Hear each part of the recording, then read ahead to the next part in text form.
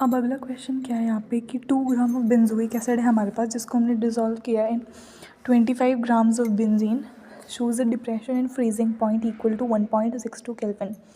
और यहाँ पे जो कांस्टेंट है, मोलर एलिवेशन कांस्टेंट KF की वैल्यू क्या दे रखी है, 4.9 केल्विन किलोग्राम पर मोल। यहाँ पे इन्होंने हमसे पूछा है कि परसेंटेज एसोसिएशन क्या होगी एसिड की अगर वो डाइमर बना रहा है। ठीक है, तो क्या बना रहा है ये, डाइमर। ठीक है, तो सबसे पहले तो जब हमें पता है कि बेंजोइक एसिड बेंजीन के अंदर है तो ऑफ कोर्स एसोसिएशन ही होगा। सबसे पहले तो इन्होंने हमें सोल्यूट का मास दे रखा है, तो हम क्या लिख देंगे, मास ऑफ सोल्यूट। तो मास ऑफ सोल्यूट क्या है, 2 ग्राम्स, और हमने इसको किस में डिज़ोल्व किया है, 25 ग्राम्स ऑफ बेंजीन। तो सॉल्वेंट का मास कितना है, mass of solvent is equal to 25 grams. ठीक है, तो यहाँ भी इन्होंने हमें बोला है कि जो मोलर एलिवेशन कांस्टेंट है KF, उसकी वैल्यू क्या है, 4.9 केल्विन किलोग्राम पर मोल। और यहाँ पे जो डिप्रेशन इन फ्रीजिंग पॉइंट है वो कितना है, 1.62 केल्विन। तो मतलब ये डेल्टा TF है ना, डिप्रेशन की वैल्यू दे रखी है हमें। ठीक है, अब इन्होंने हमसे पूछा कि परसेंटेज एसोसिएशन निकालो। तो जब भी हमें सबसे पहले परसेंटेज एसोसिएशन निकालनी है तो इसके लिए सबसे पहले हमें क्या निकालना है, सबसे पहले हमें I निकालना है, फिर हमें अल्फ़ा निकालना है, और फिर हमें अल्फ़ा को 100 से मल्टीप्लाई करके परसेंटेज एसोसिएशन या डिसोसिएशन निकालना होता है। ठीक है, तो सबसे पहले तो हम क्या निकालेंगे, I को निकालने का फॉर्मूला क्या होता है, I का फॉर्मूला होता है मॉलिक्यूलर मास के टर्म में ऑब्जर्व कैलकुलेटेड मॉलिक्यूलर मास। ठीक है, कैलकुलेटेड मॉलिक्यूलर मास क्या होता है, कैलकुलेटेड मॉलिक्यूलर मास मतलब जो मैं बेंजोइक एसिड के फॉर्मूला से निकालूंगी, और ऑब्जर्व मॉलिक्यूलर मास मतलब जो मैं गिवन वैल्यूज से निकालूंगी। तो ऑब्जर्व मॉलिक्यूलर मास। ठीक है, तो सबसे पहले हम क्या निकालते हैं, अब यहाँ पे हम पहले तो अपना ऑब्जर्व मॉलिक्यूलर मास निकालेंगे, क्योंकि वो फॉर्मूला इससे निकलता है।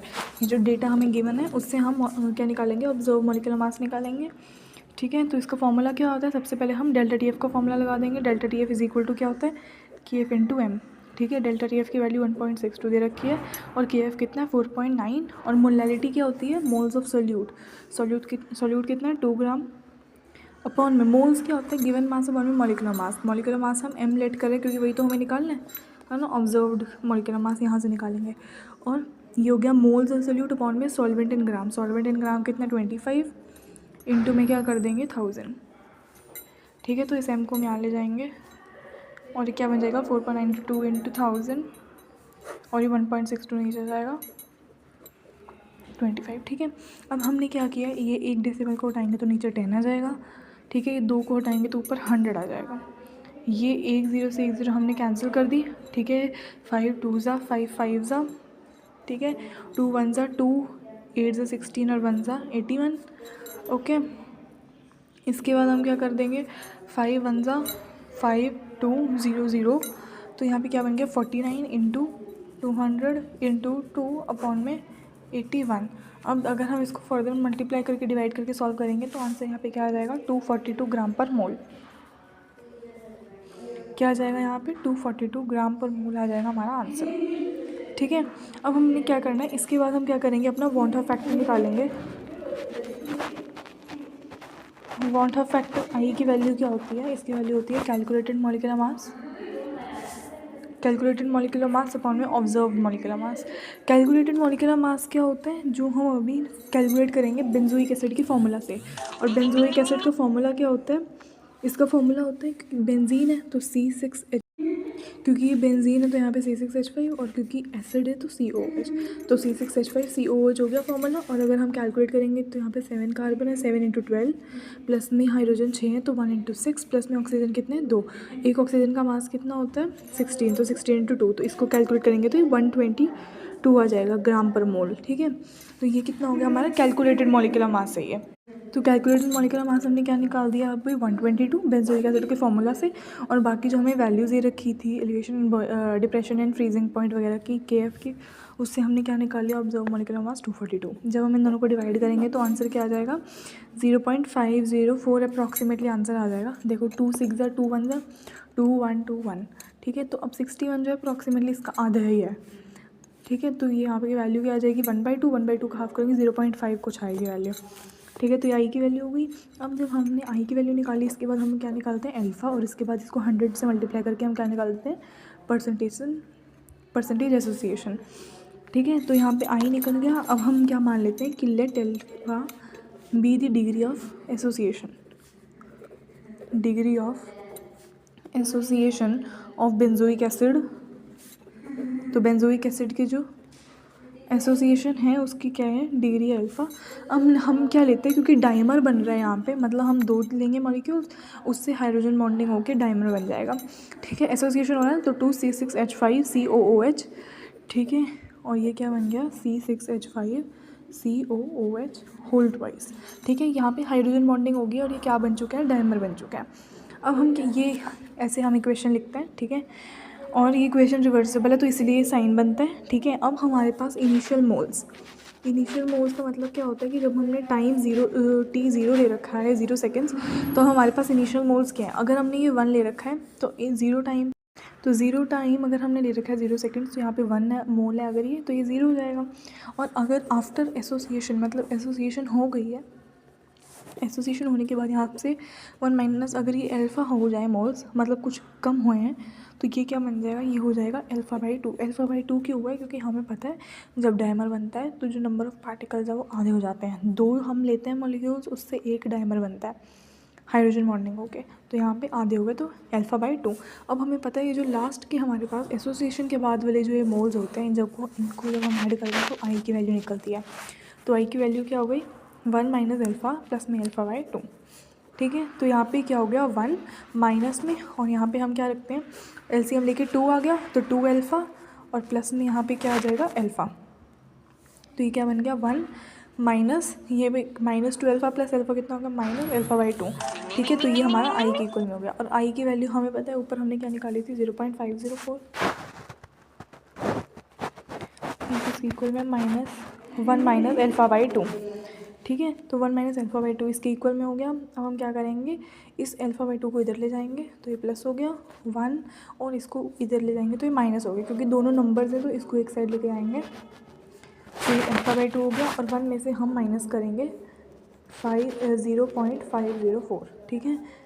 तो यहाँ पे 0 0 0 लगा दिया हमने, 10 - 4 6 9 9, और यहाँ पे क्या गया 4, और यहाँ पे क्या आ जाएगा 0। ठीक है। तो यहाँ पे क्या आ गया 0.496। ठीक है।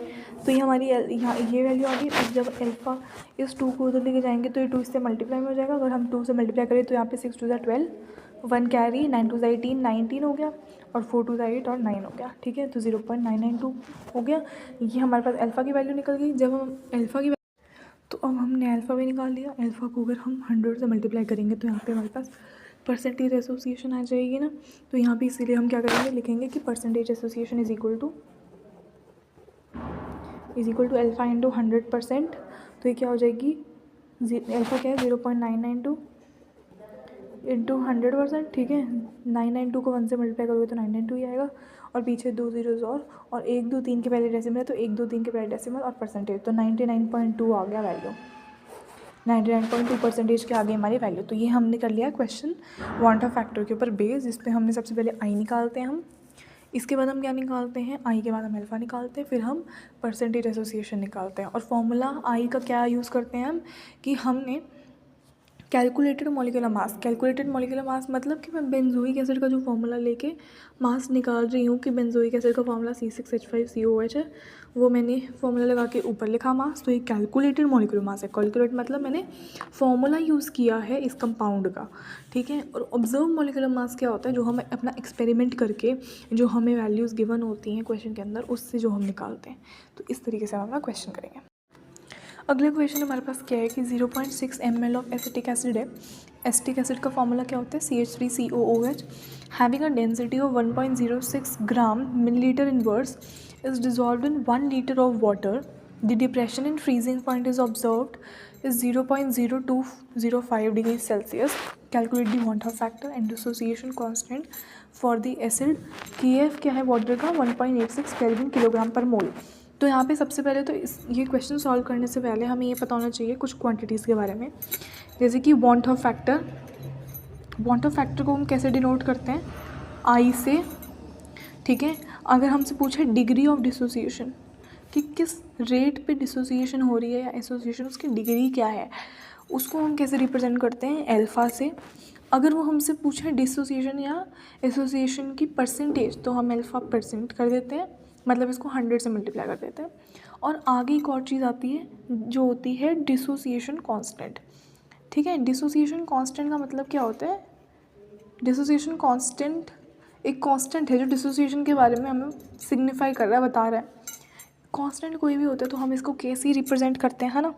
और डिसोसिएशन या कोई भी एसोसिएशन का कांस्टेंट है तो याद रखना है, इसको हम के ए से डिनोट करते हैं। हमेशा हम इसको कैसे डिनोट करते हैं? के ए से। तो डिसोसिएशन या एसोसिएशन कांस्टेंट हो तो के ए। ठीक है, अब हम आगे चलते हैं। यहाँ पे क्वेश्चन दे रखा है हमें 0.6 ml ऑफ एसिटिक एसिड दे रखा है और उसकी इन्होंने डेंसिटी भी बता रखी है। याद रखना है जब भी हमें इन्होंने क्वेश्चन में किसी भी चीज़ की डेंसिटी दी हो, सबसे पहले तो यहाँ पे एसिटिक एसिड है वो भी पानी के अंदर। अगर कोई भी चीज़ बेंजीन के अंदर हो तो याद रखना है वो एसोसिएशन करती है। कोई भी चीज़ एसिटिक एसिड एंड बेंजीन हो, बेंजोइक एसिड एंड बेंजीन हो, तो वो एसोसिएशन करेगी। लेकिन अगर कुछ भी वाटर के अंदर हो, मतलब इनके अलावा, बेंजीन के अलावा जो भी सॉल्वेंट में होगा तो तो कुछ भी हम बेंजीन को छोड़ के किसी और सॉल्वेंट में ले रहे हैं तो वो हमेशा क्या करेगी? डिसोसिएशन ही करेगी। तो एसिटिक एसिड एंड वाटर है, वैसे तो यहाँ पे दिया भी हुआ है डिसोसिएशन, लेकिन हमें वैसे ही बताना चाहिए कि यहाँ पे डिसोसिएशन होगी। ठीक है, जब भी हमें क्वेश्चन के अंदर डेंसिटी दी हो तो डेंसिटी का सीधा सीधा मतलब ये होता है कि हमें जो भी क्वांटिटी ऊपर दे रखी होगी ना वो मिलीलीटर में दी होगी, मिलीलीटर या सीसी में दी होगी, ठीक है, या सेंटीमीटर क्यूब में दी रखी होगी। तो इसका मतलब क्या होता है कि डेंसिटी को यूज़ करो और इस ml को, सीसी को, सेंटीमीटर क्यूब को इस डेंसिटी से मल्टीप्लाई करके इसको ग्राम में कन्वर्ट कर लो, क्योंकि हम सॉल्यूट को हमेशा ग्राम में लेते हैं। ठीक है, तो हम क्या लिखेंगे? सबसे पहले हम लिखेंगे सॉल्यूट का अमाउंट। वैसे हम इन्होंने सॉल्यूट का अमाउंट कितना दे रखा है? 0.6 ml, लेकिन हमें क्योंकि डेंसिटी गिवन है तो हम इसको कन्वर्ट कर लेंगे मल्टीप्लाई करके डेंसिटी से। 1.06 से हम इसको मल्टीप्लाई करेंगे। ठीक है, तो ये आंसर आ जाएगा 0.636 ग्राम। तो यहाँ पे ग्राम में कन्वर्ट हो गया। आगे इन्होंने हमें बोला कि सॉल्वेंट क्या है, इसको हमने 1 लीटर ऑफ वाटर में डिसॉल्व किया। तो सॉल्वेंट कितना हो गया? सॉल्वेंट का अमाउंट कितना है? 1 लीटर। 1 लीटर देखो यहाँ पे भी लीटर में दे रखा है, यहाँ पे ml में था, यहाँ पे लीटर में था। तो इसको कन्वर्ट करने के लिए हम डेंसिटी से मल्टीप्लाई करेंगे, और क्योंकि ये वाटर है तो वाटर की डेंसिटी 1 होती है, तो 1 से मल्टीप्लाई करके 1 ही आंसर आएगा। लेकिन हमें क्या करना है? सबसे पहले इस लीटर को ml में कन्वर्ट करना है, क्योंकि ml को हम मल्टीप्लाई करते हैं डेंसिटी से। ठीक है, तो 1 लीटर किसकी इक्वल होता है? 1000 ml के। ठीक है, तो इस 1000 में हमने डेंसिटी 1 को मल्टीप्लाई किया, क्योंकि वाटर की डेंसिटी 1 होती है, तो 1000 ग्राम ही बन गया। ठीक है, तो ये हमारे पास सॉल्यूट का अमाउंट आ गया ग्राम में, या सॉल्वेंट का अमाउंट आ गया ग्राम में। आगे इन्होंने हमें क्या बताया कि जो डिप्रेशन इन फ्रीजिंग पॉइंट है, मतलब जो डेल्टा टी एफ की वैल्यू है, डेल्टा टी एफ की वैल्यू क्या है? 0.0205 डिग्री सेल्सियस। फिर उन्होंने बताया कि हमें वांट ऑफ फैक्टर कैलकुलेट करना है, आई कैलकुलेट करना है, और साथ में डिसोसिएशन कांस्टेंट कैलकुलेट करना है। डिसोसिएशन कांस्टेंट क्या होता है? के। तो हमें यहाँ पे के भी कैलकुलेट करना है। तो यहाँ पे स्टेप्स क्या होते हैं कि सबसे पहले हम आई को कैलकुलेट करेंगे, इसके बाद हम अल्फ़ा को कैलकुलेट करेंगे, फिर हम डिसोसिएशन कांस्टेंट को, ठीक है, ये डिग्री ऑफ डिसोसिएशन को कैलकुलेट कर सकते हैं। तो ये मेन स्टेप्स हैं। ठीक है, सबसे पहले हम क्या करते हैं? आई को कैलकुलेट करते हैं। आई को कैलकुलेट करने के लिए फॉर्मूला क्या होता है? फॉर्मूला होता है कैलकुलेटेड मॉलिक्यूलर मास अपॉन में observed molecular mass. Calculated molecular मास का मतलब क्या होता है कि मैं एसिटिक एसिड के फॉर्मूला से कैलकुलेट करूँगी। तो लिखते हैं calculated molecular mass of acetic acid, mass of molecular mass of acetic acid क्या होता है? CH3COH है। ठीक है, तो इसको कैलकुलेट करेंगे। 2 कार्बन है तो 12 × 2। ठीक है, हाइड्रोजन कितने हैं? 4। एक हाइड्रोजन का मास कितना होता है? 1, तो 1 × 4।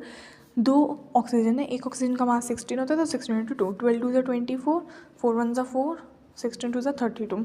जब इनको ऐड करेंगे तो आंसर क्या आ जाएगा? 60। तो 60 ग्राम पर मोल क्या आ गया? इसकी कैलकुलेटेड मॉलिक्यूलर मास आ गया। और मॉलिक्यूलर मास की यूनिट क्या होती है? ग्राम पर मोल।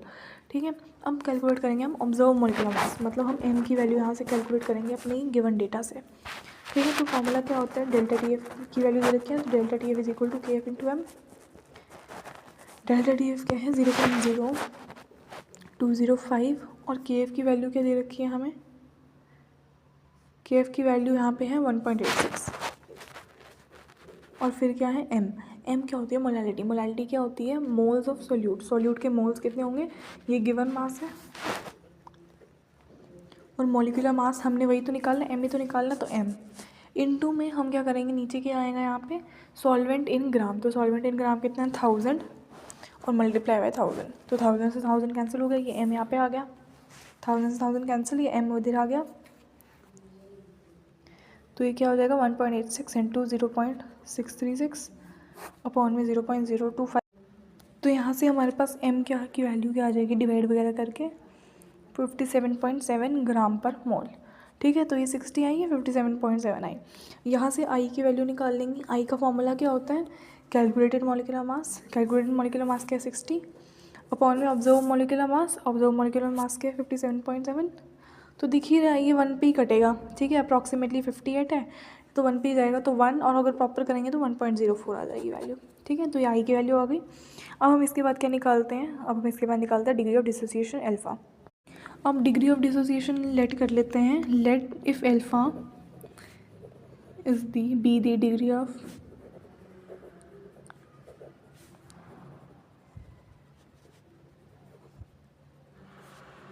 डिसोसिएशन ऑफ एसिटिक एसिड, तो एसिटिक एसिड कैसे डिसोसिएट होगा, CH3 COOH है ना, तो ये कैसे डिसोसिएट होगा CH3 COO नेगेटिव और H पॉजिटिव में टूट जाएगा। ठीक है, क्योंकि डिसोसिएशन हो रही है, तो ये नेगेटिव पार्ट होता है, ये H जो होता है इसके साथ हमेशा पॉजिटिव आएगा।